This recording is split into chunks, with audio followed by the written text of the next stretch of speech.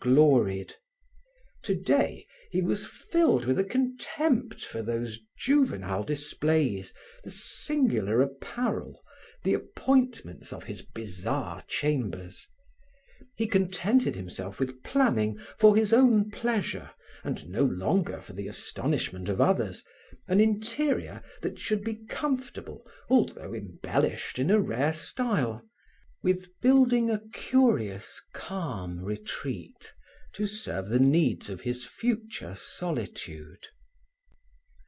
When the Fontenay house was in readiness, fitted up by an architect according to his plans, when all that remained was to determine the color scheme, he again devoted himself to long speculations.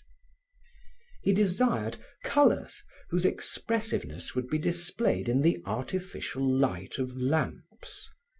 To him it mattered not at all if they were lifeless or crude in daylight, for it was at night that he lived, feeling more completely alone then, feeling that only under the protective covering of darkness did the mind grow really animated and active.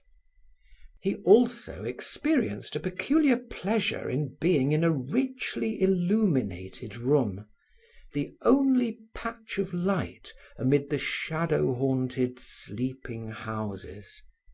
This was a form of enjoyment in which perhaps entered an element of vanity, that peculiar pleasure known to late workers, when, drawing aside the window curtains, they perceive that everything about them is extinguished, silent, dead. Slowly, one by one, he selected the colors. Blue inclines to a false green by candlelight. If it is dark, like cobalt or indigo, it turns black. If it is bright, it turns gray. If it is soft, like turquoise, it grows feeble and faded. There could be no question of making it the dominant note of a room unless it were blended with some other color. Iron gray always frowns and is heavy. Pearl gray loses its blue and changes to a muddy white. Brown is lifeless and cold. As for deep green, such as emperor or myrtle, it has the same properties as blue and merges into black.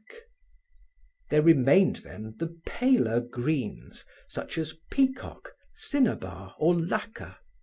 But the light banishes their blues and brings out their yellows in tones that have a false and undecided quality. No need to waste thought on the salmon, the maize, and rose colors, whose feminine associations oppose all ideas of isolation. No need to consider the violet, which is completely neutralized at night. Only the red in it holds its ground, and what a red!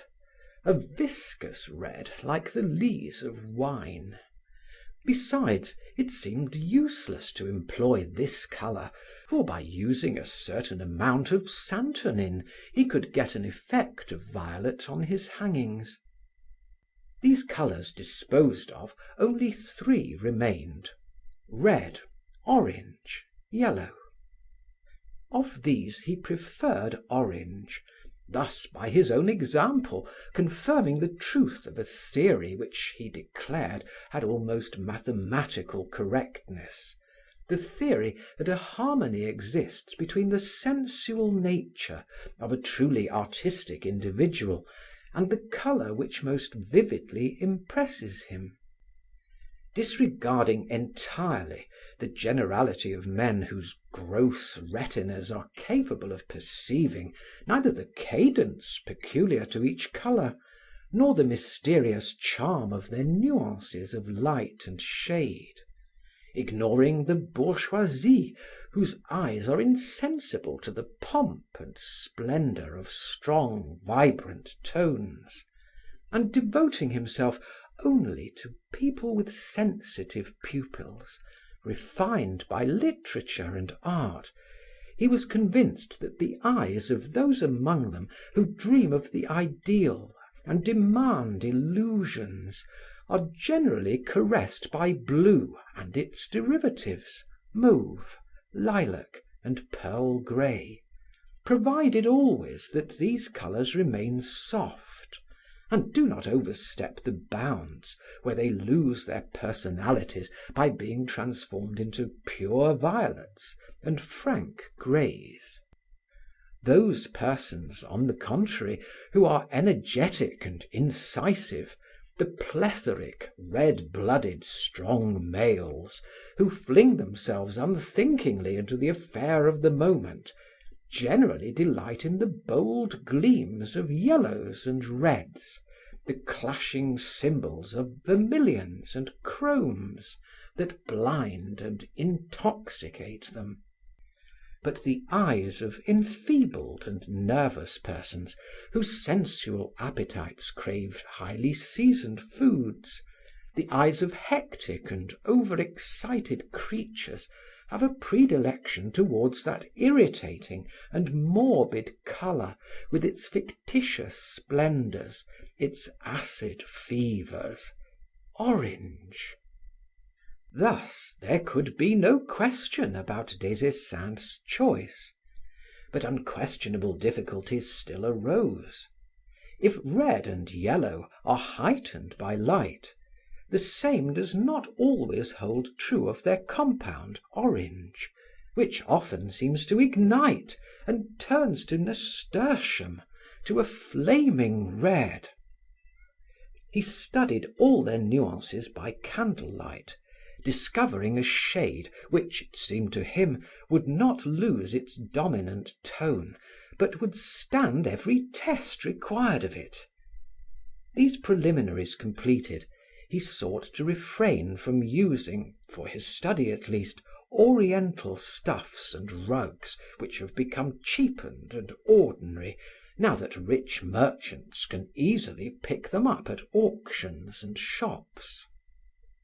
He finally decided to bind his walls, like books, with coarse-grained morocco, with cape skin, polished by strong steel plates under a powerful press. When the wainscoting was finished, he had the moulding and high plinths painted in indigo, a lacquered indigo like that which coachmakers employ for carriage panels.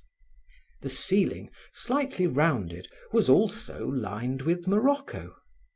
In the centre was a wide opening resembling an immense bull's eye encased in orange skin. A circle of the firmament worked out on a background of king blue silk, on which were woven silver seraphim with outstretched wings. This material had long before been embroidered by the Cologne Guild of Weavers for an old cope. The setting was complete. At night, the room subsided into a restful, soothing harmony. The wainscoting preserved its blue, which seemed sustained and warmed by the orange, and the orange remained pure, strengthened and fanned as it was by the insistent breath of the blues. Des Esseintes was not deeply concerned about the furniture itself. The only luxuries in the room were books and rare flowers. He limited himself to these things, intending later on to hang a few drawings or paintings on the panels which remained bare, to place shelves and book racks of ebony around the walls, to spread the pelts of wild beasts and the skins of blue fox on the floor, to install near a massive 15th century counting table deep armchairs and an old chapel reading desk of forged iron, one of those old lecterns on which the deacon formerly placed the antiphonary, and which now supported one of the heavy folios of Ducange's Glossarium Mediae et Infimae Latinitatis.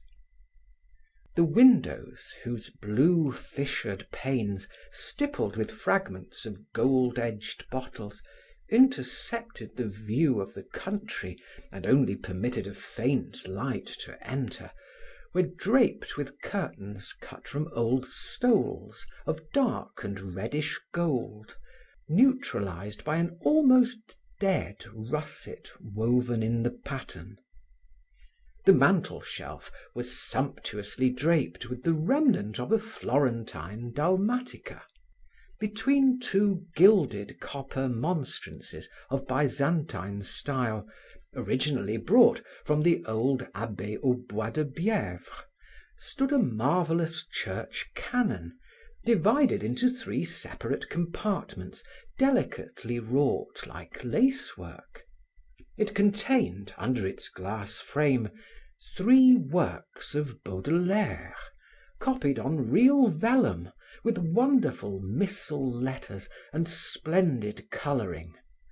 To the right and left, the sonnets bearing the titles of La Mort des Amants and L'Ennemi. In the center, the prose poem entitled Anywhere Out of the World, N'importe où hors du monde. End of chapter 2. Recording by Martin Geeson in Hazelmere, Surrey.